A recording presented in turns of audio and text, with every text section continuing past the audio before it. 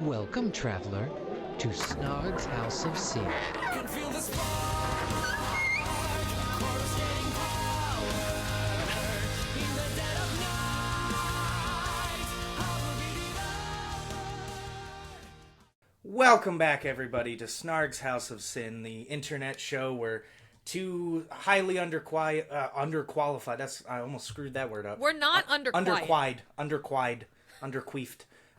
Idiots on the internet do and say stupid shit that piss a lot of people off. Anyway, on tonight's episode, we are blessed with a wonderful guest, all the way from the Sword Coast, from the Forgotten Realms. She's an artist, she's a TikToker, she's a college student, she's the first guest we've ever had that would technically need to use a fake ID to get into Snarg's House of Sin if it was a real bar. Queen Tiamat. How you doing tonight? I'm great. Thanks for allowing me to partake in this. Oh, thanks for coming. Yeah, I've been a fan of yours for a while now. Yeah, and, we've interacted a little bit on the internet's. Got to hang out with you a bit in Chicago, and yeah you're an all around swell person. So I've commented on your videos. I will say, And listen, yours. Lexi, this is take this as a huge compliment. You're the first guest in, 9 episodes that when I sent your stuff to her, she was like, oh, I know this person. I've actually watched their things. Every other guest we've had... Except and yes, Andre. If any of... Well, yeah, because that's your personal friend. Excluding your personal friend, every guest we've had, and if you are all listening, take offense to this. No. She I didn't knew do any research on Dubs. you guys. I knew Mook Dubs. I knew Mook. Okay. I'll give you a pass on Mook. Okay. I knew him. But I was pretty sure when I told you he was from New Jersey, you were shocked. No. I I knew half his persona. I knew he was from New Jersey because I really wanted to do a collab with him because he had a Jeep. So I wanted to do how Jeepers play Magic, and Jeepers. then Jesus he was Christ. like, "No, I'm trading my Jeep in because of the new job," and I was like, "Well, okay, there goes that. Never mind." I really Okay, want a bye. Jeep, but I don't want to be a part of Jeep culture. If anybody puts a fucking duck on my car, I will destroy them. Then don't I get have a Subaru either. Oh, is that a Subaru thing? They're a Moo Subaru. Oh my Moo god, I Subaru. love it. Yeah. Okay. We have a lot of Jeeps or ducks on our Jeep. We are duckers. I know. Every Jeep I see in town has like 1,000 rubber ducks, and I'm like, if It shows anybody how did cool that. you are. No, I just want a car that has big wheels and can go in mud. Oh, But I you don't should want go a get truck. a Tesla truck. I Cybertruck. refuse to own a truck. Cybertruck. I saw one. I saw one in the wild. My They look- boyfriend did the other day too. They look like the vehicles from Halo 2. Oh my god, they do. Now, Lexi, saw- I don't know if you understand that reference because I think you were about 2 when it Not came that out. old. I'm not that young, I guess. Oh God, I'm I like did see 14 a years older than you. This hurts. picture of somebody who put a vinyl wrap to make it look like a warthog. Yeah, Yeah, it was I mean you could. pretty you cool. You throw one of the little turret guns on top, and it's literally a warthog. Yeah, that's neat. Also, you're a real gamer girl. You actually knew the name of the truck. I called it the Halo truck. Halo truck. That's what I'm gonna call Anyway. it from now on when I'm playing. I'm gonna be like, hey, the Halo truck. Everybody get in the Anyway. Halo truck. Getting us a little back on topic. Lexi, tell us why you hate Rangers and why you agree that they're the worst class in D&D. Oh, look, you made my microphone fall down. Good. This isn't your time to talk. This is your time to listen. So, I try to play different races and classes and everything, and it came to my time to play a ranger, and I hated it. I was awful. like, what do I do with this? Thank you. Everything a ranger can do, someone else can do better. Exactly. It's like No. you want to go like the animal side of rangers? Well, just be a Druid. druid then. But Druid. you want to go like the fighting style of rangers? Fighter. There's a fighter. Even like archery, which like most ranger builds I've seen go the like archery class, fighters are better archers because you can do the when you actually get the subclass, it's like the arcane archer or whatever, and then you get magic arrows and shit, and then you get the extra attack for being a fighter. Like the best archer build is in the fighter class, not I the get ranger 3 class. attacks. I have 3 attacks. Yeah, rangers or fighters, I think, get 4.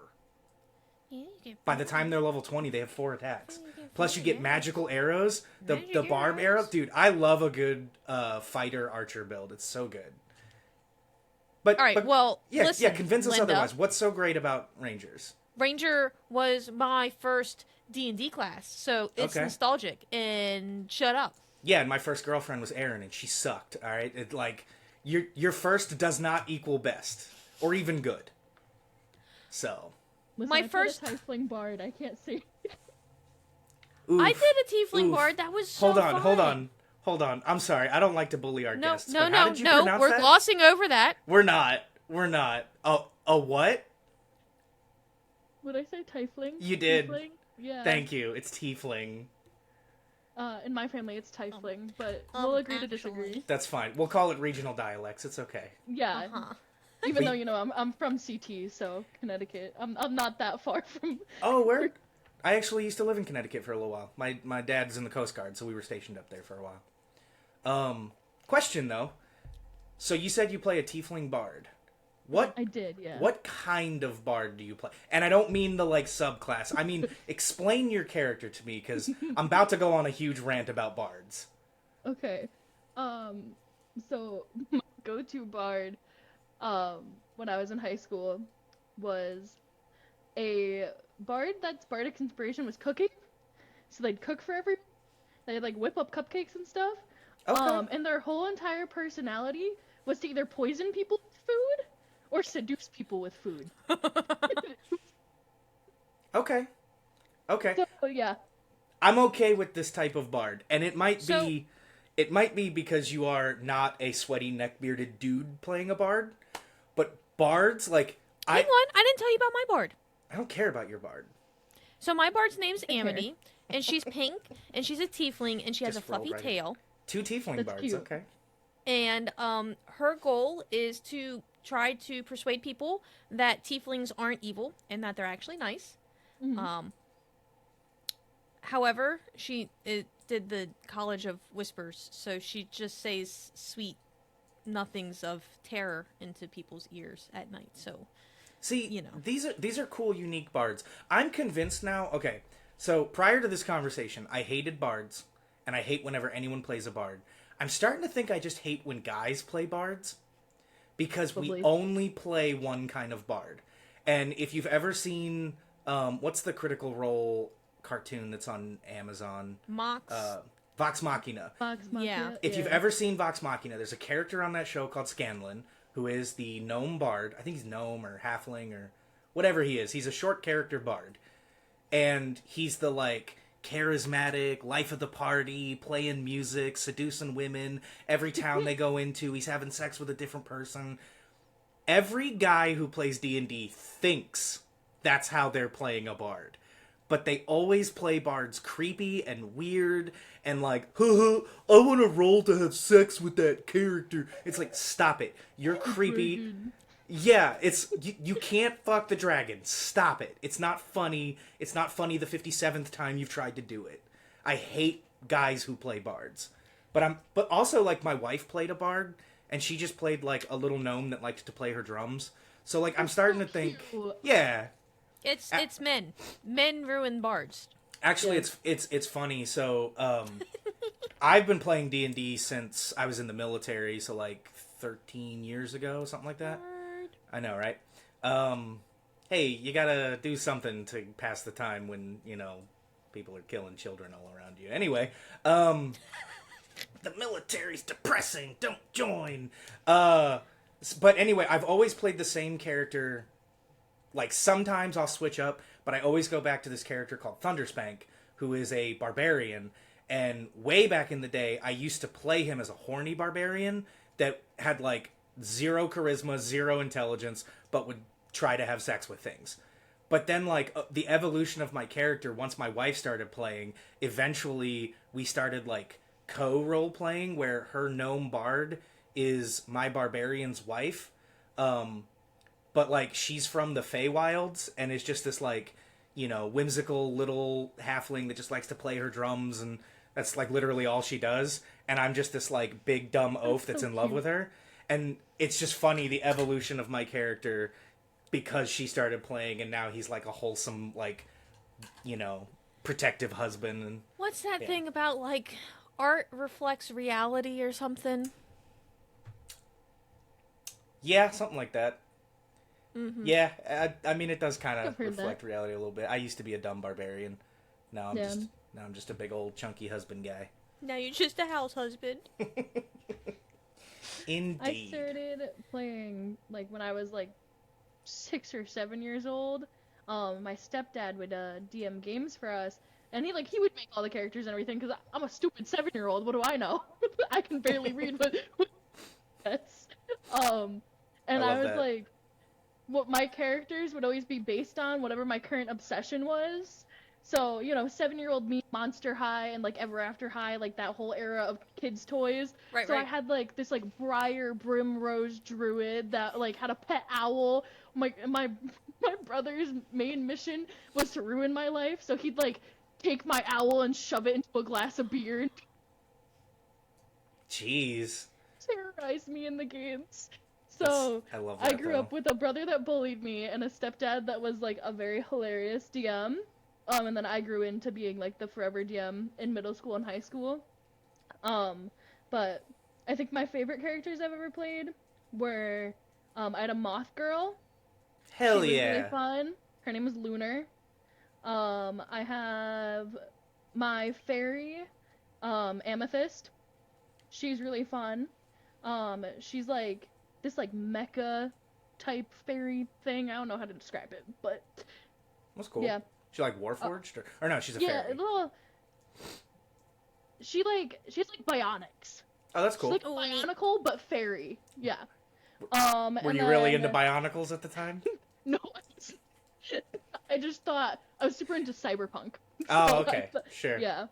And then the last one that's probably my favorite is my character Saffron, which is the chef tiefling. Okay. I love her to death. I promise this is the last time that I will bring up the age difference. But like my bones started hurting when I did the math in my head that you said you started when you were around 7, and that makes it seem like it was way before me. But when you do the math, we started playing at the same time. Same time. Yeah, 13 years old. I was just an adult. You were a whole person. I promise that is the last age thing. I was this big. I hate to be that old person that's like, you youths, you youngins with your skibbity toilet. Normally we do the youths with the other old people, but now we have Yeah, a an youth. actual youth. An actual know. youth. So many people like meet me in person or talk to me and they're like, "You're only 20?" I'm like, "Yeah, it says on my profile, like, I'm only 20." But it's like such a shock. Like I was playing games.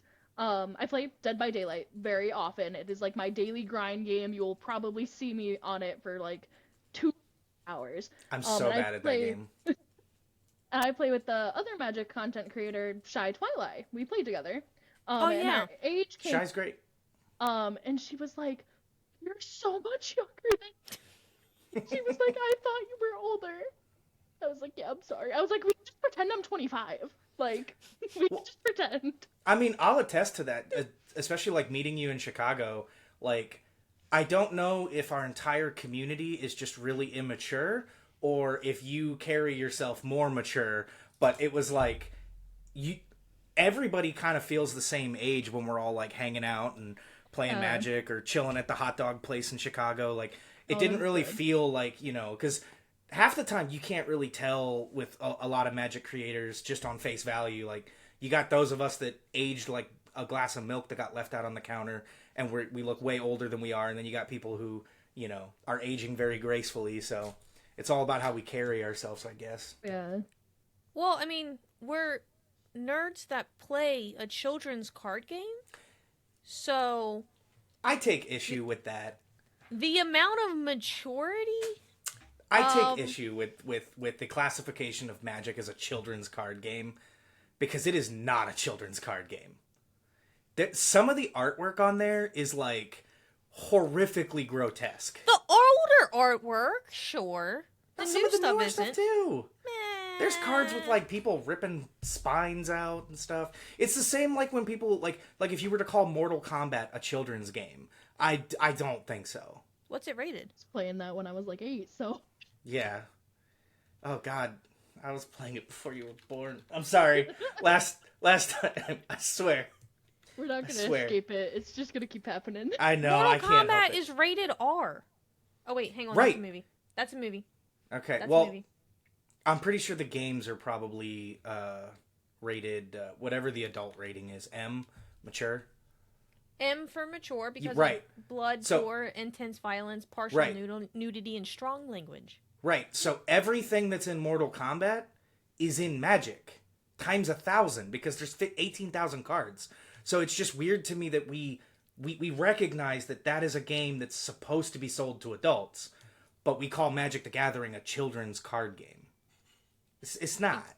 Because it's 13 It's a game plus. of all ages. No, but it's 13 plus because Wizard says it's 13 plus. If trading cards had a rating board the same way the video game industry does, there's no way in hell they're gonna rate fucking Magic the Gathering in the same vein as Pokemon. I'm right. Yeah, I agree. Plus the fact that there's gambling elements, it definitely should not be Oh my classified as a gosh. children's card game. I'm of the mindset that when it comes to both video games and trading cards, if there's any gambling elements whatsoever, it's for adults. Period.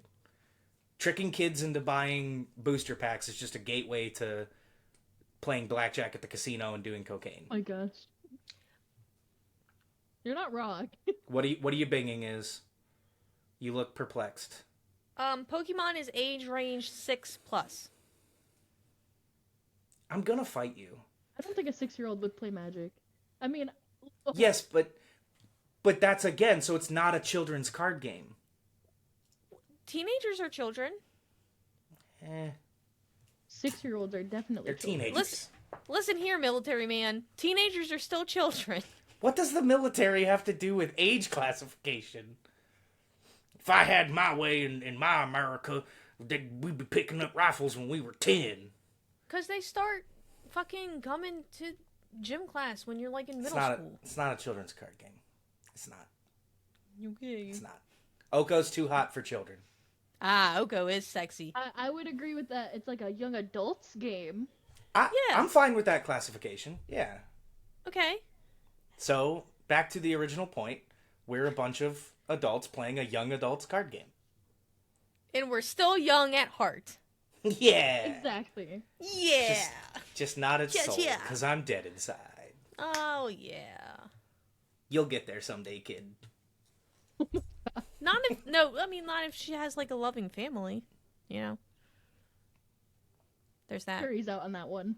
Okay, that's fair. You'll get there someday. There was definitely Don't a worry. lot of awkward Yep. silence there. I was like, okay. And this is why we have consent forms. I was like, either I could take this in a really wholesome way, or I could make a joke about it. I'm gonna make a joke about it. Let's make a joke. I mean, I Let's guess make a joke. we could just steamroll right into the depressing, I guess, life topics and talk about what it's like to be a femme presenting person in the gaming spaces. It's So- great. Yeah. Honestly, there's nothing better. It is highly recommended. No downsides whatsoever.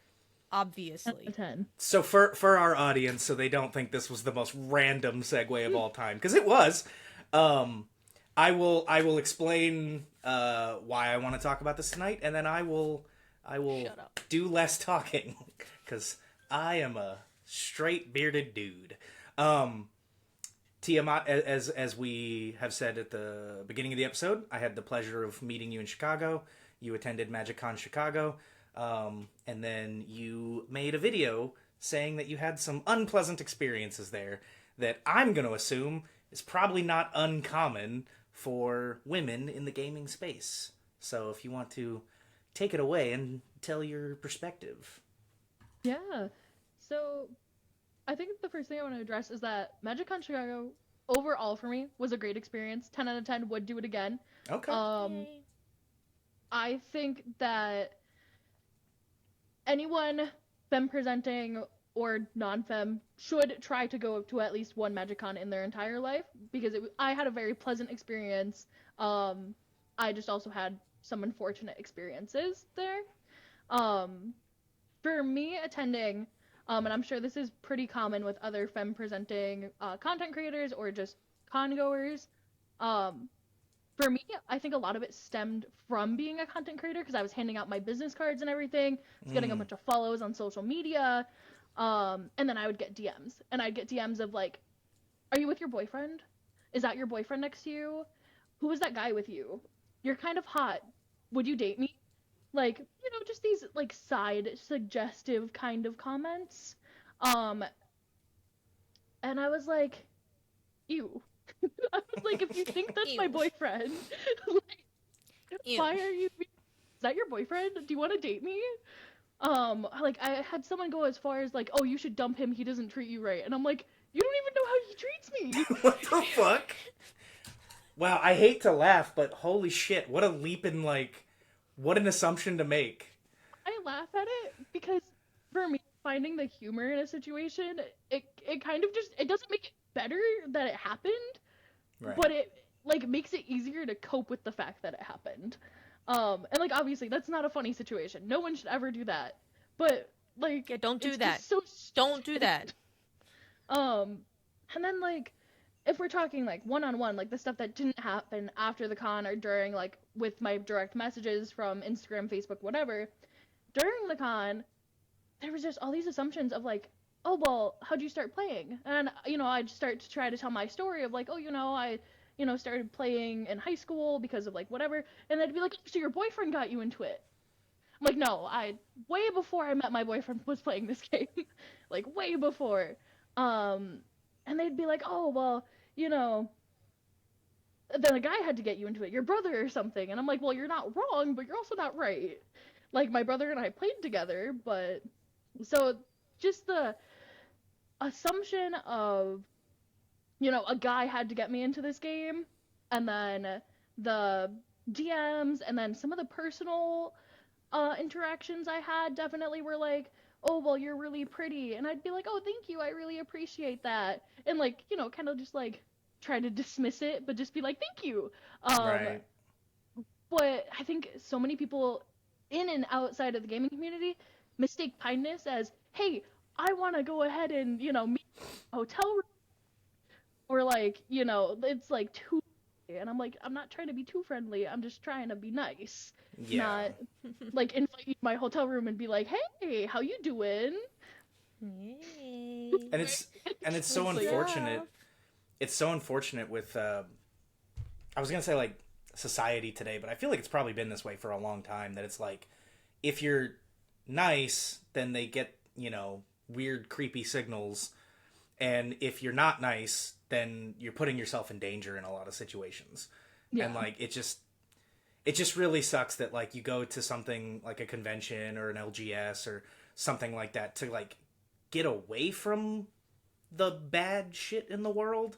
And as like, femme presenting women, in the community, it's like you can never really fully escape it, and that sucks, Yeah. I hate that for you. No, like, for me, like, I've said a couple of times now, when I was doing my altering booth with Star City, and I was with my ex, they'd be like, so, did he teach you how to play? No. I've been playing longer than he has. So do you actually play Magic, or do you just, like, paint on the cards and look pretty? Nope. I actually play, and I paint on the cards and look pretty. Suck my dick. Yeah. I've always hated the you hear this a lot from dudes when they see like women or femme presenting people in the community, and they go like, oh, they're just pretending to play Magic to be cuter to the boys, when I'm like, most of us are like unattractive, sweaty losers. Like, I'm sorry to everyone listening. Most of us are unattractive, sweaty losers. I guarantee 99.9% of femme presenting people in our community are not here to attract us. They're here to enjoy the game. or Like- the hobby or whatever Oh it is. yeah. I want to attract my sweaty losers so much that I have it in my house where Yeah. nobody can see it. And spent Right. like probably tens of thousands of dollars. So many over the dollars. years to maybe pick up some sweaty neck-bearded nerd. Like, what a dumb thing to assume. It's so annoying. It is Yeah. quite frustrating. Yeah. I think another frustrating part of it too also stems from like the like cosplay side of things as well, or just like the way that you dress. Because at the con, I'm a college student. I don't got much money.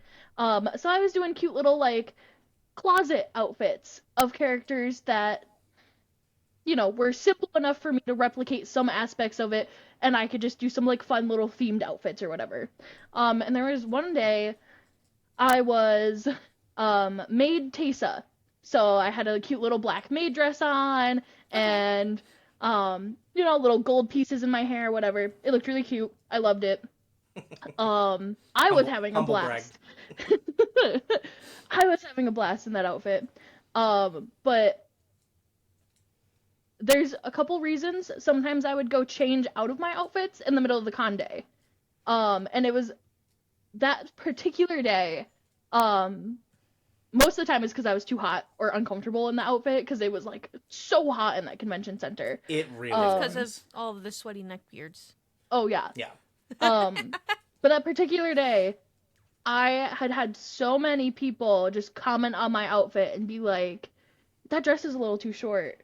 Why are you showing off your boobs like that? Why are you doing this?" Or like criticizing either how I looked or going too far into the way I looked and being like, "Are you trying to get a guy here?" I'm like, "No, I'm just trying to look cute. I'm just trying to be cute." So I that- switched out of that outfit, and I'm just like, it's disappointing to see that happen to me just wearing like a regular outfit. And also, as a cosplayer, I know that happens not just at like Magic Con, it happens at so many cons. Like, I wore a Raven cosplay. Comments on that. Your butt's hanging out. This, that, the other thing. There's tights on. Don't worry. It's fine. Oh, that sucks because I liked your Raven cosplay. Oh, I love it. That's one of my favorite comic book characters, by the way. I grew up watching the Raven. Teen Titans cartoon, and I love Raven. And yeah, that was one of the earlier when I started like following and stuff. I think I came across you on Instagram. I think it's where the Raven stuff Yeah. was, and I was like, oh shit, a Raven cosplay. That's so cool. And then saw that you play Magic and shit. But so yeah, that's really disappointing to hear that you experienced that. That sucks. I Yeah. hate that. I hate And like that a lot. I know that with speaking with other people who've done cosplays of other sorts, like it's such a common occurrence for someone to encounter that kind of behavior at cons. Oh yeah. It is. I have been doing Magic since 2011, 2010. It's 2024. Just hasn't changed. Yeah. Yep. And I think what sucks too is that like it's not even just at conventions. Like you hear about it a lot at local game stores. Like Yeah. I stopped going to a game store. It was the first game store I started going to. It was me, a friend, his friend, and his friend's wife. And every time we would go, people would just be so condescending to the friend's wife. And she was like a competitive Magic player, like RCQs, top eights. I don't know what any of these terms mean. I'm a bad Magic player. But she did all of the things, right? And You the just three of name us. letters, you'll get it. Yeah. And the three of us were just jackasses that played on Saturday. But like people would literally, when they would sit with us at the table, try to explain her own cards to her, and it's like, now I wouldn't play that yet. You could save that and play it later. It's called threat assessment, and I'm like, oh my god, like yeah, it's just fucking sucks, man. I'm so lucky to have a game store by me that I've found like community in. But I've also recognized what players I should play with and which players I shouldn't. Which players stupid, which ones are actually gonna let me play the game. Because Yeah. I got invited to play a game a couple weeks ago. I'll make this nice and short. We were playing. We got all the time in the world. I played some sort of spell. I can't remember which one it was, but I got to reveal target opponent's hand, take a card, and have them discard it. And this guy next to me goes, "Oh, do you need help choosing which one? Do you need help choosing? If I were you, I'd go with that one. You should choose that one." And I'm like, I've been playing this game how many, like 10 years now? Like something like that, set like somewhere around there. Like I know threat assessment. I know what to Yeah. do. And I was like, okay, just remind me not to play with that guy anymore. Yeah. Normally I've played with him a couple times and he's normally always like that. So Cool. And see, Cool. it's so funny though, because like, as a dude who hasn't been playing Magic that long, when I was starting out, if I needed help with something or if I made a bad play, all the other dudes would be like, "Sucks for you, you'll figure it out. You know, guess you'll get better somehow." But Get then good, it's like, scrub. yeah, but then it's like you get femme presenting people who have been playing for like a decade or longer, and it's like they want to coddle you like you're a toddler, and it's like, guys, this is, if you're trying to do this to like hit on the person, condescending them is not a good strategy.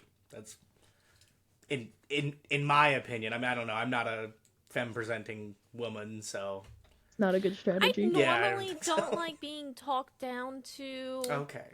unless, well, I mean, we have youth, so never mind. But you know, sometimes When you're older, we'll explain. we'll explain it. Yeah, when you're older, you'll understand. We'll explain Alabama Hot Pockets to you when you're older. Oh my god. Do Doggo, not- listen, the stories you told at MagicCon, I'm pretty sure Hey, that's Doggo After Dark. We don't talk about that. If you guys wanna see the real Mr. Doggo dude, you gotta come to a convention. Come hang out at the hot dog shop with us. Speaking of conventions, Oh I'm my God, excited that yeah. I get to go. Those I'm hot excited dogs for are so Vegas. Are you? I am. Are you? I am. Are you? I But are you? I- though? I was. Am I still? You shouldn't be. Oh, Lexi, are you No, going I'm to kidding. Vegas? Vegas is awesome. wish I could go to Vegas. I applied for the creator thing knowing I most likely wouldn't get in. And then I was gonna write an essay, but life happened. Time No. sucks. So I was like, well, probably sit Vegas out. Plus, it's like it's so expensive to get down there, and like Airbnbs and hotels and everything for that. So I think for the most part, what I'm sticking to is all the Midwest ones. I There you could go. probably go to. That's fair. So Yeah. Maybe they'll do Minneapolis again. I know that one was pretty popular. yeah, That's- that one's that's not bad Midwest, for right? me. Yeah, yeah. What The state only is reason- Minneapolis in? The only Minnesota. reason that I'm going to Minnesota. Vegas is because I did get the New Perspectives New grant. Perspective Grant. Yeah, congratulations on that, by the way. Thank you. I was appalled. I was waitlisted, right? Because they tell you, they're like, Appalled? hey, appalled. I was appalled. I don't think that word means what you think it means. I was very shocked. Is that what appalled means? Yeah, I'm pretty sure. Yeah? I thought appalled was like a bad thing. Like, I'm appalled that you would say that. I mean, it could be. I don't know. That is college, correct college in kid, look it up. context. College kid. Do I'm some, looking. do some homework. And don't Rolling. use Bing. And use Bing. Don't use Bing. Shocked. I was shocked. I was surprised. I was flabbergasted. These are all cinnamons. Cinnamons? So- Cinnamons. Okay, appalled technically I'm right. means greatly dismayed or horrified. But then it also says that it could be a simile for shock, outrage, alarm, making someone's blood run cold. Doggo gets a win. I mean, no, I feel like I was shocked. Okay, I was- okay, but use context clues. Literally every other synonym is a negative, so I think you can only use it to substitute shocked if it's in a negative way. Like for example, if I find $100 in my mailbox, I'd be shocked, but that's a good thing. Then if I then walk in the house and get shot by a robber and they take the $100, I'm shocked again. Those are not the same kind of shocked. Yeah, but like I'm pretty sure I'm like 68.35%. What a random number. Okay. thinking that I might be agoraphobic. So Oh, there Which is a one? little bit of What's agoraphobic? I thought that it was just people who are afraid to leave their house, and that is apparently not it. It It's is social that you interactions? get extremely anxious and uncomfortable, can have panic attacks type thing if you are put into a situation that you're not planned for and don't know how to get out of. So like So you're excited for MagicCon Las Vegas, one of the most crowded, degenerate, unplannable cities on the planet. So, like, I get really stressed and, like, anxious, and I need my dog when I go grocery shopping, because what if there's too many people there, or they move stuff out of the aisles, and some other factors. So, I might have to talk to somebody about that. I don't know. I am so scared for you in Vegas. it is the bane of my existence when grocery stores change the aisles. How dare they? Honestly, the audacity that they have. How dare they? I've been to Vegas before. So, like... Wow, you pivoted right back. There was That's- no Yeah. pause whatsoever. How dare they, Vegas? I am excited. Well, I'm trying to finish my thought in my I don't little want brain. you to. My little thought in my brain is that I've been to Vegas before, but that was before all of this, like, ooh, she's autistic, and now we know why she's got so many mental issues happen. So, like, I haven't God. been to Vegas post Just don't be that. unmasking. Yeah, I'll work on that. Thank you. That's good advice. You're I welcome. can relate. You're welcome. Yeah, but see, look, you found out you fucking 11 years younger than me, so, like, you're already off to a better start. That's fair. That's fair. I didn't find out until, like, fucking last year. That's 3 fair. decades. That's so many decades. Too many decades to not know. And now I'm like, oh, well, fucking this, like, makes a lot of sense. No wonder you're so fucking weird. According to TikTok, I'm pretty sure I have undiagnosed ADHD. Probably a little bit of autism. Who knows? You got a fucking 24. Shut up. Oh, on the Radzar? Yeah. I am Oh my god, I got like a oh my god. I think it was like I was in like the 80s or something like that. That's not bad. That's not bad. 202! Let's fucking go! I was gonna say 80 something is definitely autistic, but like it's not super autism like Iz has. Yeah. I definitely cannot remember what it was. Like, because the last time I took it, I was in my freshman year of college, and me and my friend did it together. And I remember one of the scores I got was an 88, and then one of them was higher, I think. And I just can't remember which one was which. Yeah. Well, we were with I don't know if they want their name said, so I won't say it. But we were with a group of people, and one person brought up a very good point. Because basically, we were at dinner in Chicago, like on the last night, and everybody was taking the Radzar test, and one person is a closeted LGBTQ individual, not like in the community, but like with their actual personal family back home. They don't know their story yet. At least I think that's what I understood. Anyway, they brought up the really good point that a lot of the questions on the Radzar test could either be autistic or hiding LGBTQ from your family.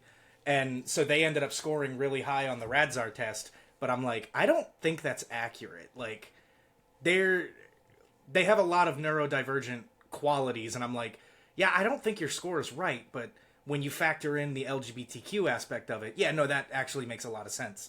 That certain questions related to family and public engagements and stuff that, Yeah, you know, yeah. Like comfort level of things yeah, and hiding shit. yeah, like, Yeah, I don't. You spend your I whole don't life have- hiding, it's gonna do that to you. I'm not hiding anything, so I got a nice. Oh no, you're solid hella autistic. 202. No, trust me, I've been working with you for, what, 6 months now? You are hella autistic. Yay. Uh, Oh, Good you'll be so times. proud of me. Lexi, you Will I? should be proud of me too. oh. I'm going Yeah. back to the eye doctor tomorrow. Yay. Oh, this is like a running gag on this show, Lexi, that, like, she will have a bone sticking out of her knee, and she'll be like, yeah, I'm okay, I don't need to go to the doctor. Oh my My gosh. Don't be my me. my cornea split 2 weeks ago, after splitting a month ago, after splitting 6 or 8 months ago. I was gonna say, I think I remember watching a TikTok video or two about this. Yeah. Yeah, So is his unhinged TikToks that always end mid-sentence. Gosh. For the love of God, I'm sorry. For the love of God, please start picking the 60-second option. Is like most of your TikToks just end mid-sentence because you Yeah. always pick 15 seconds and your stories are never 15 seconds long. I'm begging you as your personal friend, pick a bigger time. I don't know if 30 seconds is an option. I don't think it is. it's not. You get Please. 15, 60, or 10. Please pick the Minutes. 60-second option. Please. So I Just do get your that. thought out and stop recording. My thoughts don't end. They just keep going. They just keep going. For the love of God, I'm begging you. Pick a longer time frame. I have. I've done minute ones. I've done ones that are like 2 minutes long. You just wait until I start doing long format shit, and then I won't shut up. Did you see we could do 60 minutes now? I know I'm planning on uploading something. Me too. I'm gonna film myself eating a can of SpaghettiOs 1-0 at a time. So I was looking for the screenshot I have from the last time I did the RADS test. Couldn't find that, but I found this screenshot from when I was in college. I don't know if it's gonna Way too Nope. bright. You work. I gotta know. turn your brightness down. My phone brightness is normally not even that bright, but there's that screenshot of a me. Futa payable, suta payable.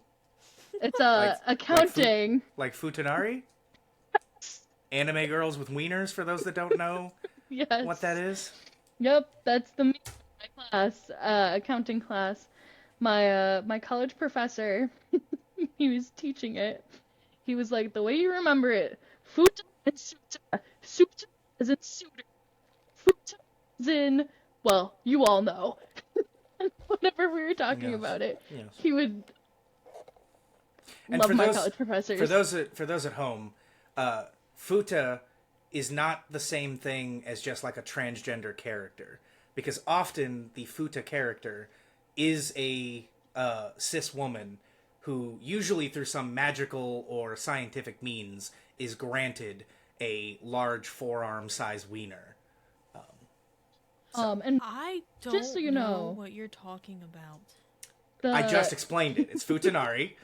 It's hentai involving anime girls who are granted very large wieners. Now, there may be some futa where they may just be transgender characters. They may just have a natural penis, but most of the ones that I've been made aware of, I want it's a magic usually dick. it's usually a magic spell, or they took a potion and that potion causes a large Why does old anime get and all it's- this cool shit? and it's always like it's a honker. It's never like a modest 6 inches. It's like could kill you if it was real type thing. And for context, in accounting, it just means it's the Federal Unemployment Tax Act. Yeah. In my heart of hearts, I want to think whoever came up with that knew what they were doing. So, yeah. Yep. Yeah. Yep. It's the amount of tax that a company has to pay to the unemployment for whatever reason. When was that created? So if I don't know. 1939. I don't think futa was a thing in 1939. I don't know if you're comfortable saying it. I mean, you kind of just did, but I'm assuming you're studying accounting. Is that correct? Oh, I'm studying entrepreneurship and small business management. Oh hell Oh, dude. yeah! I need your help. Hell yeah! Go out there, girl boss it. I love that. That's Yeah. awesome. I And need a then I'm- boss. Supposed to be working on my I have 2 minor options, and it's either human resources or graphic design. So, Okay. Is the stuff that you're learning in school applicable to Yeah. like you doing like TikToks and shit? Like, is it actually helpful? yeah, it's very helpful. Oh shit! Did you say bullshit or It's- oh shit? I said well shit. Oh, okay. I was saying, 'cause that'd be really fucked up if you're just like, no, fuck your degree. Fuck you! It's You're wrong. You useless, don't know what and I you're hate talking you." about. I'm trying to think of how to word it, because, like, there's, like, different sections of study when you're in entrepreneurship. So it's, like, you could be studying, like, how to do an online business. You could be studying how to do like content creation. You could be studying to all this other stuff. And really, the way my classes are structured are you could do whatever the heck you want. And it's all kind of just tailor made for you specifically. So I've done business plans on like selling my earrings that I sell. I have like a 39-page business plan for that. I've done business plans for TikToks and creating content and that kind of stuff. I've done collabs with brand deals and like how to get brand deals and marketing and how not to market and like Why all this haven't stuff. you led a fucking monthly creator call? I probably should, but I don't really talk about my business stuff much or like what I do in school or my freshman year got to work on when they were doing the new MetaQuest headset, that advertisement, that was me. Yeah. I helped What? with Wait, that you made advertisement. I helped make it. Me and my school, the class that I was in, we teamed up with Meta to make that advertisement. Holy shit. That's Yeah. really What cool. the hell? Yeah. Like, I would I would her hire to you to lead a help thing. us. Yeah, please Um, help us. But trust me, any bit of wisdom you have is immediately undone by my personality and actions on Twitter. So It's fine. I can deal with that. That's fine. I don't know. I don't know. PR agent. I discover literally every single day now. I'm discovering more and more people blocking me. Like I'm in a full on cancel storm on Twitter. It's pretty awesome. That's hilarious. Oh, no. I don't even check my Twitter. Like, I have a Twitter, and I just post on it to rant about people stealing art because it bothers me. Oh, It really bothers me. Oh, It- stealing art. Guess fucking what? I am planning Oh a my video God. on some of these fucking proxy makers that are using AI art to make their fucking proxy bullshit. I'm writing shit down. I'm planning it. If you want to have words to say, fucking let me know because I'm about to go on a rant, a whole planned actual scripted video and everything. So, Well, yeah, like, So I think her view on AI art is clear. Lexi, how do you feel about AI art proxies? I'm in the same boat. I'm in the Okay, same good. boat. Good. Yeah, Fuck 'em. we hate AI on this Fuck 'em. podcast. I cannot stand AI. Okay, if it's ethical AI, if a company pays all the artists, if they do everything in their power, get all the permission, it's completely 100% done as ethically as possibly can be, okay, I'll allow it. But if you are taking art from the internet to create and train an AI generator, you are not paying the artist that you took the art from, you are not commissioning art, you are not doing anything like that, and you're selling it for profit or using it to make profits, bye. Out there. You're honestly- banned. Go to Brazil. But honestly, like, there's Brazil. never going to be ethical AI because let's think about that for 2 seconds. If I'm paying the artist, why wouldn't I just have the artist make the art? So, here's the thing. If you ethically source your art for the generator thing, right? Okay. You can get more thumbnails done. You can streamline your work process. And then, like, if you're like, I want to see a girl looking off a cliff into an ocean. You can get 12 thumbnails in fucking 2 seconds. And then send that thumbnail to the artist or whatever and streamline the process more. Yeah. I think that is an ethical use of AI. I guess that makes sense why they would do that rather than just have the artist make it, because then it's a time thing. It Yeah. takes a lot of time, right? That saves time. Back But none in of them like are doing that. no, No. back in like I think maybe 2019, because I think I was in the old house. There was a website. It was just when AI generation was just first like getting out into the public. It had like 5 different colors. Dark blue was deep water, light blue was shallow water, green was grass, dark green was trees, and then like lighter blue was sky or something like that. And Okay. you could draw a crappy image in this little square, and then it would generate a picture with like textures and sampled stock images to see your shitty image It would basically come more to upgrade life. whatever you did. Yeah, I thought that was really cool. I was also talking to Taco? Shuck today, Shuck and not stirred, for those not aware. and I think I have found my ethical limit on AI. It is slightly more towards the companies than Lexi's. My ethical limit, I think, is what Adobe is doing, where they are pulling from their creators that use Adobe products, and the creators can opt out of having their stuff sourced. That's a good I option think too. that is okay. I would like it to be an opt-in option. I would rather Adobe be like, you can opt in to us using your images to train our AI instead of having to opt out and go find that.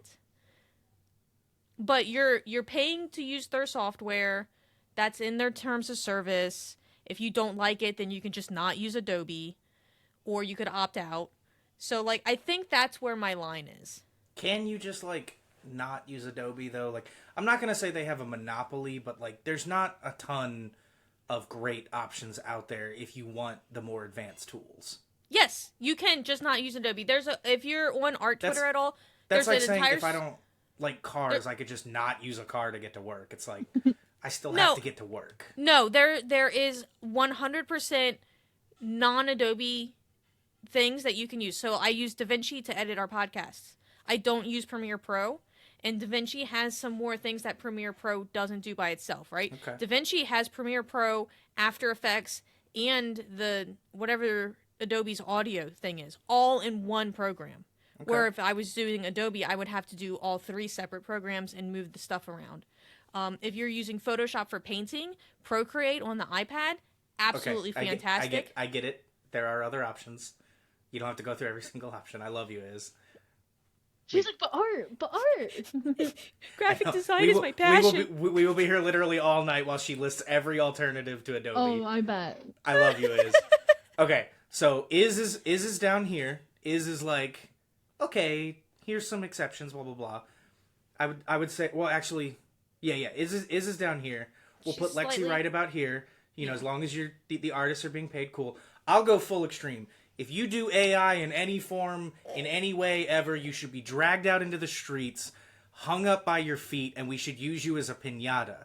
There was nothing wrong with the art industry the way it was. We can just continue to hire artists. AI is an evil tool of the man that is going to end reality. There is a reason, decades ago, thousands of the smartest men on the planet, men and women, that was kind of sexist, I apologize.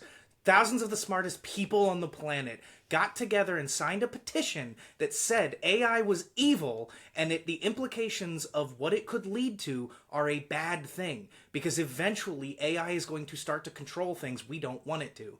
What are you talking about? I forget what the name of it was, but there was a scientific convention. It was either in the 90s or something like that. You Where said hundreds of years ago. No, I didn't. I said hundreds of scientists. Oh, I said it was like 10 or so years or decades ago. okay. Sorry. Continue. Yeah. But basically, like, the world's smartest people all got together, including, like, Stephen Hawking's and them, all got together and said, AI is a bad idea. That's when the concept of the singularity came around, where basically there's going to come a point where AI advances beyond human capability and turns against us. And that's the like the predicted apocalypse by the smartest people on Earth.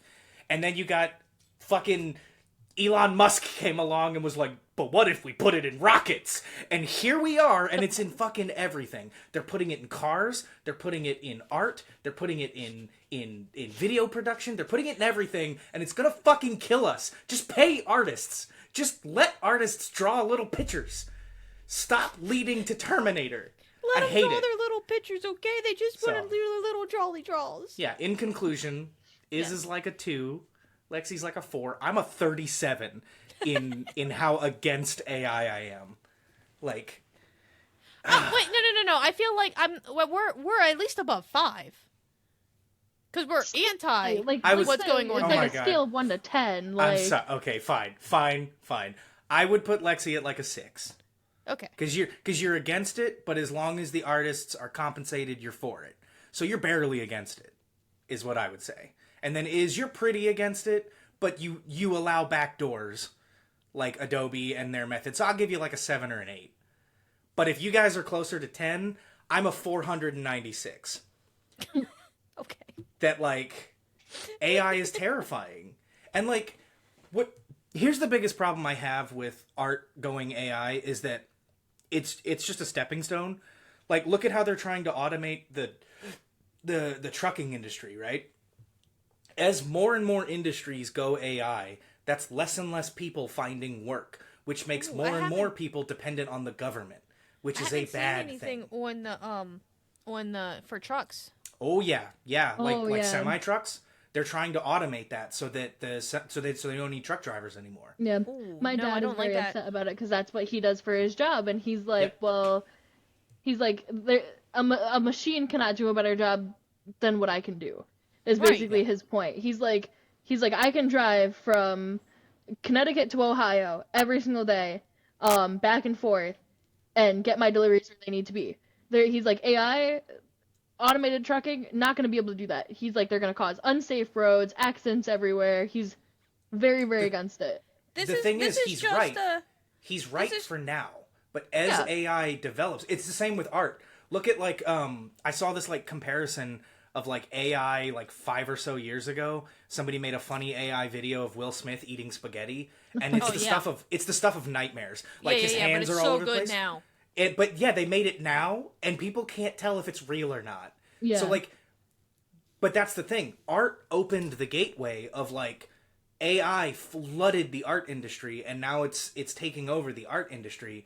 That's just step one, right? It was like that Katy Perry at the Met Gala picture. I don't know if you guys saw that. I don't follow the I Met Gala heard very about it. often, but you know, it pops up on TikTok every once in a while. There was this AI generated picture of Katy Perry in this, I will say it was a very pretty dress, like flower blossoming type dress, very pretty. Honestly, I would wear it.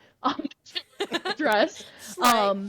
And it kind of tripped me up too because I low-key thought it was her. But then I was like, there were things in the picture that didn't really add up too well. That I was like, okay, I think it's AI. But Yeah. like to your point of like, I literally had to sit there and be like, is that like, can I zoom in? Yeah. No, the trucking thing that right now is just like the fucking up in Alaska, the Iditarod, right? Like the dog sleds versus the airplane. Dogs had to go save the airplane. Yeah. Yeah. But again, technology's advancing. You know, if we don't prevent these things now and put measures in place now, then it'll snowball later. And art's the same way. It's like there's no real protections right now other than like being shamed on Twitter. Like, I'm Yeah. sorry, but Watsy got caught using AI 3 fucking times. But they technically didn't do anything wrong. If we're talking from a legality standpoint, they did nothing wrong. Yeah. The only thing Well, they did was also- piss off their community, which, to be fair, didn't really hurt them because they still made tons of money. The WotC thing though, that is lack of quality. What QC quality control. Yeah. Because it was a freelance artist who Sure. snuck it in there. The same thing with the tracing and stuff. Sure. But the thing is that if there were more, like, safeguards in place to prevent the use of AI, Oh yeah. more like risks to using AI, people wouldn't try to get away with it as much as they do. And I don't know, I'm tinfoil hat Watsy hater over here. I am not fully confident that they didn't know that those things were AI. I really think Watsy is trying to see what they can get away with. And when they realize they can't, then they don't. But they also, even after each one of those scandals, each product that got caught using AI still made hand over fist money. So, I don't know. It's Watsy's gonna keep doing it. They're gonna keep getting caught until they don't. Until the technology gets good enough and their AI artists get good enough that we can't tell the difference, and then your whole industry's dead. So, no AI. There is no such thing as ethical AI. It's the same thing as, like, there's no such thing as an ethical billionaire, because to become a billionaire, you have to do evil things. You have to step on people. Yeah, There's Taylor no Swift. There's no such thing as ethical AI, because even if you're paying your artists, you are bolstering an industry that does not pay artists. And so you are making money on the back of a piece of technology that is actively hurting people. So there is no ethical AI. I Boom. did have that conversation with somebody literally today. I will tell you about it after stream. Sure. Or recording. Or Sure. Just know whoever you are, I hate you and you're wrong. they listen to the podcast. That's fine. Good. Okay. I hate you and you're wrong. This is why you'll never be on the podcast, Shuck. I know it's you. Oh my gosh. Speaking of art, Jesus Christ. Lexi, you are quite the artist. I loved your. I meant to get one off of you, but I just don't think we ever connected on that. You did these really cool. The what are they called? The hard cases for cards. Oh, the deco sleeves. Yeah. Yeah. I loved those. Those were really The cool. deco sleeves? I don't know what Yeah. that Hey, is. do I have one near me? I might. Oh, wait. Is the plastic sleeves that you can put cards in? Yes. What are these called? Those are called hard Top loaders. sleeves. Top loaders. That's it. Top loaders. I knew there was a fucking word for them. You're a word. She customizes top loaders for your commander, and like they're all cool and pretty and have like bows and stuff on them. Oh, neat. Does it is it flat and you seal it, or is it like bumpy and 3D? Like 3D. Both. Okay, yeah, I don't want to talk. Yeah. Oh, Sorry. my. Yeah, Doggo, No, how you're do you good, make you're these good. custom top loaders? I'm a fan, okay? I So- liked the one that had a mouse on it. Oh, It was God, cute. yeah, that was the one. So I would just buy like regular like stickers and stuff from like Hobby Lobby or Michael's or like wherever, other small artists. And I'd lay them on top of the top loader, and I would seal it. But I would also use like sometimes like pop out stickers, like the ones that Oh, yeah, have like yeah, the yeah, little the- glue sticky tab. And I would Yeah, super yeah, the them scrapbooky on there. ones. And I'm like, I always have to tell. I told this to, I think it was Queen Honey, who got one for me. I told her, because I think hers had a little pop out, and I'm like, trust me, that's not gonna stay on as well as the rest of the stickers because it's just paper. In the end of the day, like it's just paper. There's not much I could do about it. Like with wear and tear, enough of it, it's gonna get ruined.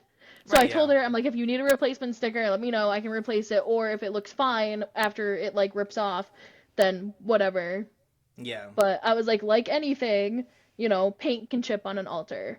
Altar sleeve, that stuff can peel off. Oh, don't get from them wear and wet, by tear. the way.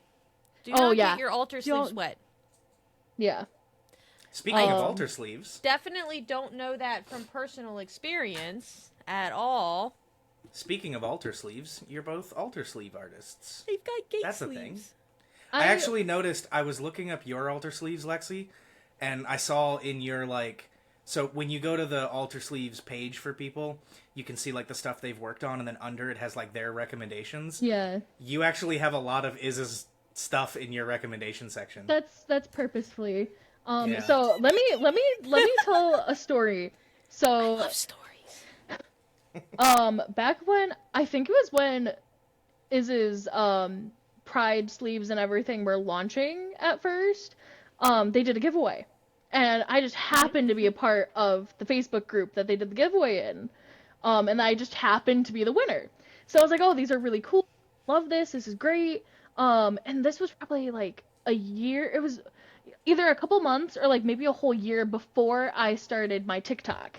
Because I made a promise to my parents that I would not show my face on the internet until I was 18. I kept that Fair. promise.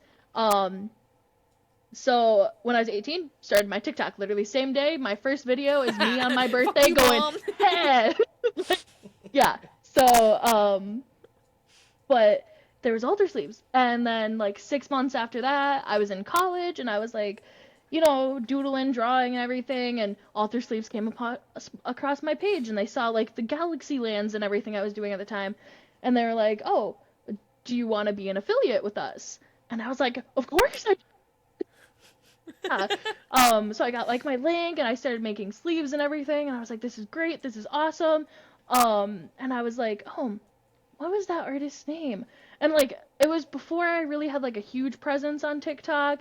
I wasn't really interacting with too many people and I was like, okay, well I know it's I know it's this creator, but what is the art under? So I like had to like go back through my business cards and this one, and then I love it, love it, love it, gay, awesome. No, so Love that. these are this is the land sleeve for the sleeve with pride. Yeah. And what I did, if you look around the border of the thing, it is all of the pride flags in stained glass. Yeah. For those not watching, those just listening, and who don't know what a altar sleeve is, help us out here. What is an altar sleeve? So an altar sleeve is a perfect fit sleeve for your standard size trading cards. And what happens is they print on the outside of the sleeve, and they can use it as a regular perfect fit and then put that in your standard size like Dragon Shield or something like that. And it is so that you can alter your card without actually painting on it. Because technically, if you paint on a Magic the Gathering card, you're technically damaging it. And if it's something expensive and you want to sell it, then you lower the market of people who would be willing to pay for a painted on Magic the Gathering card. Right. This way, you can have cool Magic the Gathering cards without damaging them and supporting independent artists. We actually get like Lexi and Iz. we actually get $1.20 for each sleeve that we sell, which is as an artist, which is actually really good because I think they're only $5 a piece or $6 Yeah. a piece. And So then if you sleeved up 100 card deck, you'd get $120. Yep. Wow. Yeah. pretty cool. And then if you have like a link or whatever, you get an additional like 5% or something like that. Oh, so Oh, nice. And Yeah. and it's not just again for those uninitiated, it's not just like Iz was describing. She did one with the borders, has all the flags. It's not just borders. Lexi, I know you did one like this where it replaces the actual image of the card. Mm-hmm. So it's like Iz explained. It's essentially as if you altered the card itself, but it's just in a sleeve, so you don't have to actually do that. So the I guidelines do- for Please. altar sleeves, since I was one of the people that helped come up with the to launch it and come up with the rules and things like that. You're old. I'm so old. I'm older than altar sleeves. If the name and mana cost of the card is covered, the artwork has to be recognizable, and then vice versa. That way, it prevents people from using altar sleeves to get away with using proxy cards in tournament play. And then also each sleeve is manually checked to make sure that it's not violating any IPs. So you can't just like take Mega Man and slap him onto an altar sleeve and then sell it. Can confirm. I got rejected. The people who founded Altersleeves are really, really supportive of real artists. And I do believe that they are also no AI generated artwork. Yep. I haven't are. been as active, but I'm like 95% sure that they know if your artwork is found to be AI generated, because when we were manually checking them, we weren't even allowing people to use the clone tool in Photoshop. Like, Yeah. if you were going to be doing a border extension, you had to physically paint that border extension out digitally. So that is a super good company if you want to support independent artists. And I know that they actually have people doing the quality control, because I tried to trick them and submit Joven altars under 80s Rocker Man, and was like, not even a full day later, rejected. They were like, this is magic art. You can't do this. And like, it wasn't, I didn't just put like the Joven art. Like, I did custom Joven work. Basically, I was trying to do this thing where like it's all the planeswalkers, but if they were Joven. So like, I did one with Joven dressed as Chandra, and I did one of Joven as Garrick, and those were the first two I submitted and was immediately rejected. They said Joven is a magic IP, blah blah blah, and I was like, but I didn't call him Joven. I called him 80s Rocker Man. But somebody there was like, dude, we're not stupid. We play Magic the Gathering. Leave us alone. That's probably Real Barth on Twitter. Yeah. He's awesome. He's real good. There's some other people that have been just like fucking killing it. I disappeared after I came out autistic and haven't been able to pull my weight as much. But it's seriously, if you like it, supporting independent artists, Altersleeves is fucking great. Yeah, and you can support two Of us. young ladies on this here podcast. Young. I'm middle-aged now. I was trying to be nice. You're also technically not a lady. Yeah, but I am a MILF. Okay. On that note, I have no good segue into this. But one thing that Iz and I did kind of want to talk about, because Tiamat, you are very outspoken on this topic, and I respect that greatly. Oh, wait, you're a shining beacon. A shining beacon of positivity and Yay! happiness. I try. You're talking about the body positivity outfits? Is that where you're going? I was getting there, yeah. Yeah, that's fine. Okay, No, that's go cool. on. Fill the spotlight. No. Ladies first. Go ahead. ahead. Go ahead. Oh, well, I just really like your outfits of the days. And then, like, you had one, I think, last week where your skirt was all whooshy, and then you did a little twirl. And I'm like, yeah, I like God, twirly yeah. skirts, too. They're so much fun. Yeah, I know I've talked about this a little bit on and off of social media. I love Magic. Magic's always going to be in my life. I'll always play the game. I'll always, create art with it, do all that fun stuff. But making content for Magic and forcing myself to film videos that I don't necessarily want to sit down and film and come up with, it's exhausting. And something I've always been passionate about is, body positivity, loving yourself no matter, what parts of you that you hate. And, I see so many body positivity accounts that are like, oh, well, you can't have a bad day. You can't, you can't be truly body positive without, having a bad day. And I'm like, yeah, you can't, to be body positive, you're going to have bad days. There's days you're going to look at yourself in the mirror or look at something you don't like about yourself and you're going to be like, oh my God, I hate it. I can't wear this outfit out. Mm-hmm. And that's just how it is. And I want to keep it real with people. I don't want people to be like, see these other creators that are like, oh yeah, I love my body. I love it. I love it. There's nothing I hate about it. I've come completely to 100 accept it. Nothing ever I hate about it. And sure, that could work for you. Maybe that's how it is for you. But 99% of the time, you're going to have a bad day. You're going to put on an outfit and be like, I look fat in this outfit. Or my face sleeves looks don't feel chubby. Yeah. Or my sleeves aren't right. Can't do it. Yeah. Yep. So Yeah. I figured since it's something I'm passionate about, and I can kind of tie it into fantasy, D&D, that kind of stuff. I thought about starting to do Magic themed outfits of the day, outfits inspired by my commanders. That's awesome. And kind of segue my channel, still be doing all my Magic stuff every once in a while, but focusing on bringing body positivity to the gaming community and whatever communities I kind of outreach. Yeah. No, I think that's, it's a really important message that, especially, let's be honest, most nerd spaces, most gaming communities, a lot of people within those communities were not exactly embraced in their youth, bullied, one might say. And so it's really important that now that we find this community, that we feel accepted, it's one thing for others to accept us, but at some point you got to start to accept yourself. And that's really hard when you didn't have a lot of people accepting you growing up. Or maybe that's not even the case, maybe you did, and it's just something you're struggling with. It's really powerful to have voices out there saying it. And I really like that, like you said, you're allowed to have bad days. I was looking through your videos, and you had one recently where that was kind of the message of the video, that it was like, I'm not really feeling myself today, but you know what, I'm gonna stay confident, I'm gonna wear it anyway, the outfit's fire, we're going with it.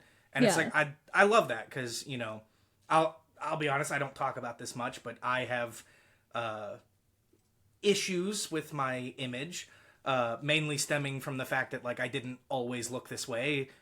Age and the literal war on terror did some numbers to my body that I have never fully recovered from. And as a result, I'll be completely honest to anyone listening, I'm very self-conscious at Magic Cons. I'm very self-conscious going to LGSs. I'm very self-conscious in a lot of public venues, and it's people like you pushing that message is powerful, because at some point you just gotta kind of look at your outfit and go, you know what, dude, that shit looks good.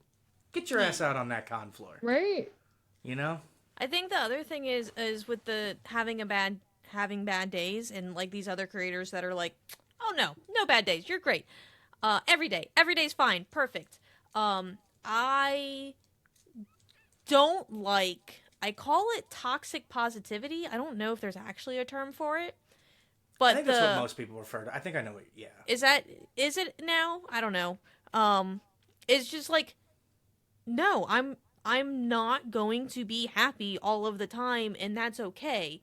Yeah. Stop telling me that everything's going to be fine. Yeah. Just be like, oh yeah, dude, that sucks. I'm so sorry. Or like, oh, that fucking bummer. I really like, your hair though, or something else. Like, don't tell me that it's gonna be all right. Like, it's okay that it's not okay. We'll get over it. Stop. Yeah, you see it a lot in like the mental health community, that like, there's some people that are very good about talking about how, there's going to be bad days and you got to, we have to find a way to get through those. But there's definitely, I've seen so many mental health advocates that it's nothing but sunshine and rainbows, and it's just not how humans are. That's not how we're wired.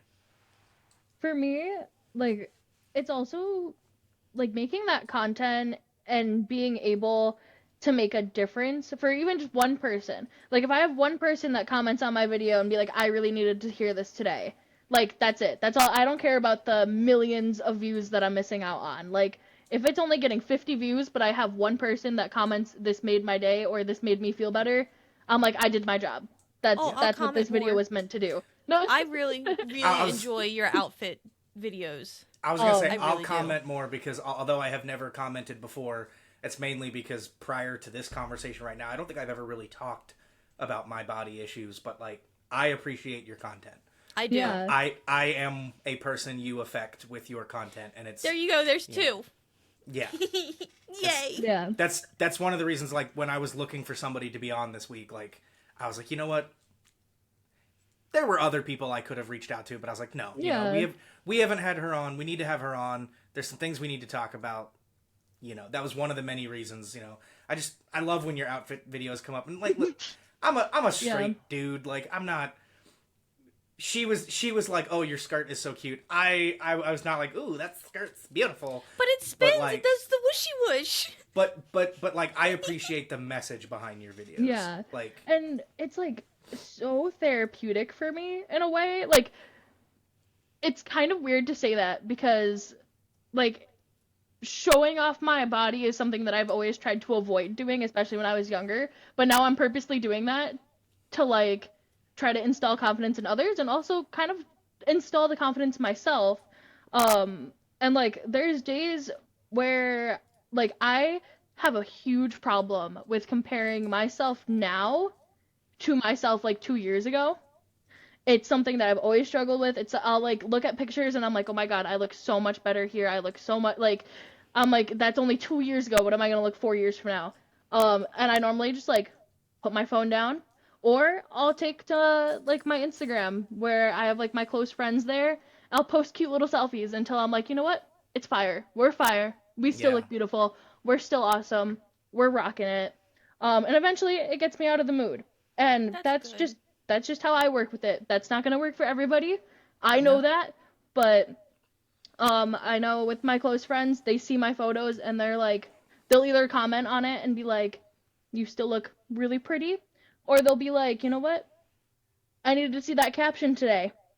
I needed to see that. Yeah. And I'm like, okay, well, I'm glad that you were able to see it. It helps so much to have hype people in your life. Yeah. So like, if anyone's listening, if your buddy, I don't care if it's a boy, a girl, a non-binary, if your friend posts something and their outfit is fire, hype them up a little bit. Because like, I had a moment, I forget when it was like, I think a couple months ago or something like that, but I posted something on Twitter. There was like a Twitter trend going around that was like, you when you were this age, you now. And so I posted like back when I had first joined the military, and versus like me now, and the caption was something like, you know, back when I used to be hot, LOL, and a couple people commented. No, and no, they we were like, no, man. yeah, a no, couple people sir. were like, dude, you're kind of hot now, and I was like, For real. oh, okay, Oh, geez. I'll take the compliment. I don't believe you, but I'll take the compliment. No, And I it's totally... just kind of becomes like you said, you know, you didn't use these words, but you know, the age old fake it till you make it, and you know, Yeah. tell yourself that you look good enough times and you'll start to think it. Tell yourself It's- you look ugly enough times and you'll start to think it. Like Yeah. It's helped a bunch. It's one of the reasons why I started doing OnlyFans. Do not recommend doing OnlyFans. Do research and think about stuff before you do OnlyFans. But I did it to like try to help, one, pressure myself into trying to get into shape. Hasn't worked. And then two, trying to feel better about myself has slightly worked. Because before I had my kid, I was 115, 120 pounds max. Okay? I am now 170 pounds. And like, I knew obviously I was gaining weight while I was getting pregnant, and like the whole time I'm like, oh, look at my belly, I'm round, this is great. And then I had the kid, and then it didn't go away. And I was like, what the fuck am I supposed to do with this shit? Now I'm fat. I'm bigger than you by a whole pre-birth Izzetrix. Oh my gosh. Yeah, but you're taller than me. That's true. You are like a foot tall. I'm I- 5'1.5". So in college, oh my god, colleges do not provide healthy food to eat. No, of course not. It's just sandwiches and ramen. That's what I lived on. Yeah, I gained and the a lot of occasional weight. pizza. I was 180 pounds, probably like more like 190 when I started college, and I think currently after 3 years of college, I'm 245 pounds, around there. I fluctuate between like 245, 250, somewhere around there. I'm only half a pre-birth is bigger than you. And I went to my doctor like last summer, the summer before, and I was like, is my weight an issue? Because I had gained a lot of weight and then I lost it because I was working at Target and I was doing like 30,000 steps a day at Target, like barely even eating, because I was always working, and like I lost so much weight that way, but gained it back so quick because once you stop doing that job, Yep. like, Sure. but I was like, is my weight a concern? And they were like, honestly, you're 5'8", you're pretty tall, you're not short, like, and they were like, your weight, you want to know where your weight is? They're like, you really want to know? You want to know where it is? And I'm like, yes, please tell me, where is this weight coming from? And they're like, titties and ass. That's where it's Oh Hey, no. same. really, that's literally what they said to me. I was like, you're joking. And they're like, no, honestly, if you got a mastectomy, like, hypothetically, you'd probably lose like 20 pounds. And I'm like, what? I was Yeah. like, There you go. You're crazy. So, like, there's always, like, the moral of that story is there's always weight that's unaccounted for or that you don't think of. Because, like, muscle weighs things, bone weighs things, fat weighs things. That's Like, true.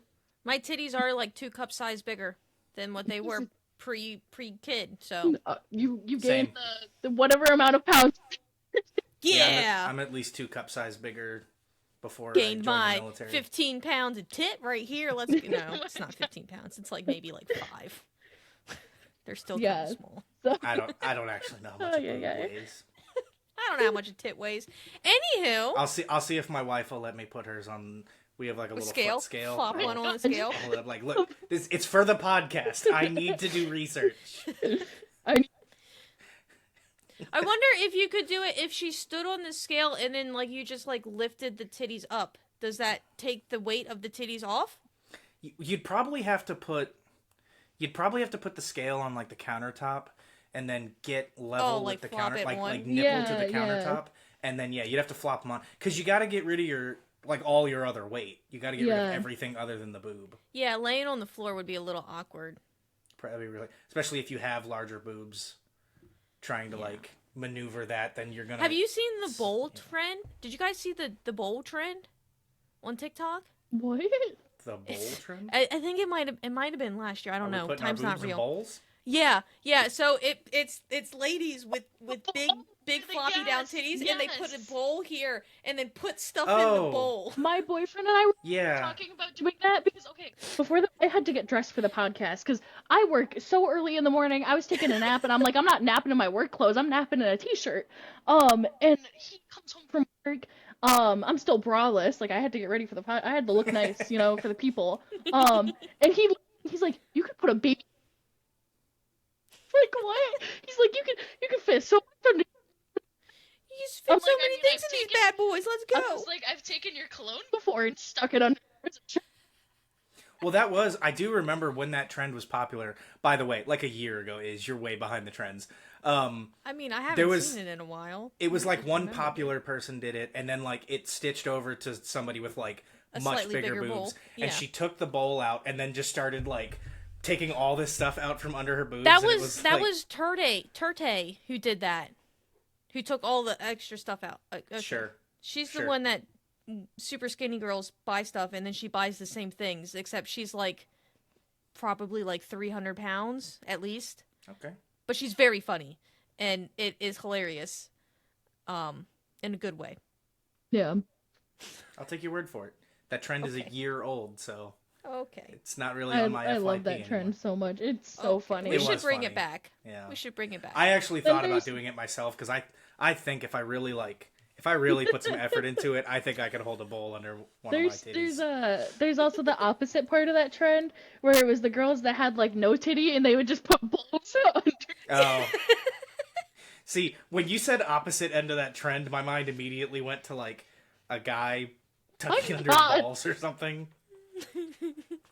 Imagine that. TikTok after dark. Can That's a contaminated confirm this bowl. is not holding up much. So It's okay, doggo. I am a Caucasian male, so statistically it only gets so big. Tell that to fair. Girthmaster. Anyway, on that note, No. in true Snargs fashion, we have to talk about something completely that has nothing to do with Magic the Gathering. Lexi, sell me on Bridgerton, because Oh my I don't God, I okay. don't get it. I don't get the hype, but you seem to really like this show. I saw your video where you were, I guess, shocked by the ending or something. I don't know. Yeah. I couldn't tell what was going on because I don't watch the show. Sell me on Bridgerton. There Okay, was something with a carriage. so- That's all I know. Okay.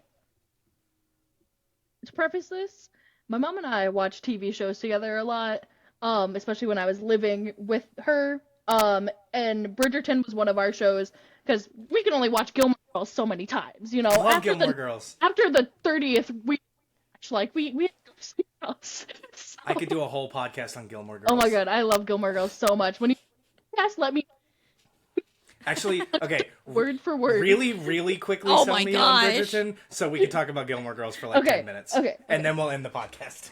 This is gonna be So- so long. My mom and I are huge historian people. We love history. And Bridgerton is a period piece drama set in the Regency era of England. And it's basically a historical drama of this Bridgerton family. It consists of 7 kids. And I don't know if you know much about the Regency era, but after a certain age, they come out to society, and that is when they are put on the market to get married off to men. Now, this specific family, their mom had a love match, and that is not common. Most of the time, it's just, okay, here you go, you got a guy, great, awesome, we'll marry you off, here's the dowry, you're great, have fun. Why? This sounds like a great show. But, so the mom's quest is to basically get all of her children love matches. So every single season focuses on a single sibling, or child. So the first one was Daphne, the oldest daughter, and her season. Second season was, the eldest male finding his wife. And the third season focuses on the third sibling, one of the older brothers, his name's Colin, and one of the sister's best friends, Penelope. And it basically is just like a bunch of drama and scandal, and the scene that I was reacting to, it is not a PG-13 show, it is a mature rated show. It is so spicy. It's like if you took book talk and What What is it? What is it on? Netflix. Oh, okay. So Ooh, there's okay. probably no wiener. Mm, Is there wiener? I can't Netflix remember. has some Oh, naked wait, people now. actually- There's no, 'cause- definitely Yeah, there's that one show. I don't even remember what it was, but I remember Shameless. it was like no, not Shameless. There was a show also Shameless. like 2 or 3 years ago that it like was really big on TikTok because there was a scene where there's like a dude in the Sex shower. Education. No, not Sex Education. There's a scene with a dude in the shower and his wiener goes like past his kneecap, and like everybody on TikTok was talking about this, and it was on Netflix. So Netflix does show wiener. Yeah. Anyway, That's so too big. Anyway, I'm sold on Bridgerton. yeah, the last season is, or not the last season, the last episode that I just watched, which is the first part of the last season that they just released, is basically the male main character and the female main character of this season, doing some pretty fun things in the carriage ride home. Yeah. Okay, I've I'm seen sold. some TikToks about it. Yeah. I'm sold on the premise. I like that each season is. It sounds like it's almost like an anthology of the family. Like each Yeah. season. Yeah, that sounds cool. On a totally related note, Rory sucks. In Really? Gilmore Girls, Rory sucks. Oh, you She's know, the worst I've seen And- a lot of posts recently that have been saying that. because she does suck. Rory is the worst, and Luke was too good for Lorelai. She didn't deserve him. Thoughts? Sure. Okay. Oh, those are some pretty hot takes. Those are some I pretty hot have takes. no opinions. Also, the mom is irredeemably terrible. The grandma, The grandma. like I hated her all the way through the show. Oh, I love her so much. She's irredeemably awful. Okay, I will say this. I okay. Really. This Do tell. is I don't know how to want to word this. I'm gonna do it the way that I saw it when I was reading a post earlier. I think it was today or yesterday. Because I've seen so many posts recently that have been being like, Rory was so bad, like so awful, like worst human being on earth, like, and I've been like, okay, but was she really? And Yes. then it breaks down the facts and it shows me. So like, it showed me with the 3 boyfriends, Dean, And how she cheated on all of them. Jess, and Logan. She And cheated how on she Dean. cheated. Did she cheat on Jess? She didn't cheat on Jess. She may not have cheated on Jess, but she definitely cheated on Logan. Who'd she cheat on Logan with? Oh, well, I guess A Year in the Life, if you count that, she's technically cheating in that. And then, I don't know where else she would No. cheat on Logan with. In the actual series, she cheated on Logan. Did she? I forget with who, but With she who? kissed. It Oh, was. she kissed Jess in Philadelphia. Was it Jess? When they went to the book signing, she Yeah, went to the, yes, okay. She's So- the worst. Yeah. There was a lot of cheating going on, and like, so with Dean, I try to No, pretend Dean's that awful. Dean sucks. I try to pretend that season 7 never even happened, because season 7 is when they transferred over to new producers, and like Rory became this like even more mess of a character. Yeah. But Dean, solid first boyfriend, not great, but you know, he was okay. He was kind of rude, very possessive, like, I mean, he cheats on his wife later, so he's kind of but terrible. that's what I was gonna say. Like, but I'm talking like first season. Yeah. You know, as far as that goes, fine. Cheating on his wife later, did not like that. I was like, come on, you couldn't have like brought in the Logan storyline a little earlier, or like had her, you know, reunite with Jess and Jess be like, haha, you know. But Jess was just so, like, they were never on the same, they were intellectually the same, but they were never on the same path, like, physically. They were both on different Yeah. paths. Well, Jess is also terrible. Let's be fair. 95% of the characters in that show are awful, terrible people who deserve sadness. Like, Jess, I understand Jess has, like, a rough background, but, like, yeah, his mom is eccentric. but she is loving and caring and supports him. And Luke Mom's was very crazy. loving and caring and supported him. And he had the whole town, like, rooting for him to be better. And then he Yeah. had Rory trying to, like, be with him. And he was still just this angsty little punk. And I just wanted Yeah. to fight him. I do think in the later seasons, when he comes back for those couple of episodes, like, Yeah, he's a little better. he's so much better. Yeah, And so I really liked that character development that they put in for him. for sure. And then Logan, I love Logan. Logan, like, I would always go between Jess and Logan for my, like, 2 favorite boyfriends that she had. And yes, For me, it's I know Logan, hands down. Logan cheated on Rory. Logan did a lot of questionable things sometimes, but he loved her unconditionally. Like, Yeah. he was such a good boyfriend, like, golden retriever, like, could provide her the entire world, literally. Yeah. Like, stole a yacht for her. Like, Yeah. Gave up his family's fortune to be with her. yeah.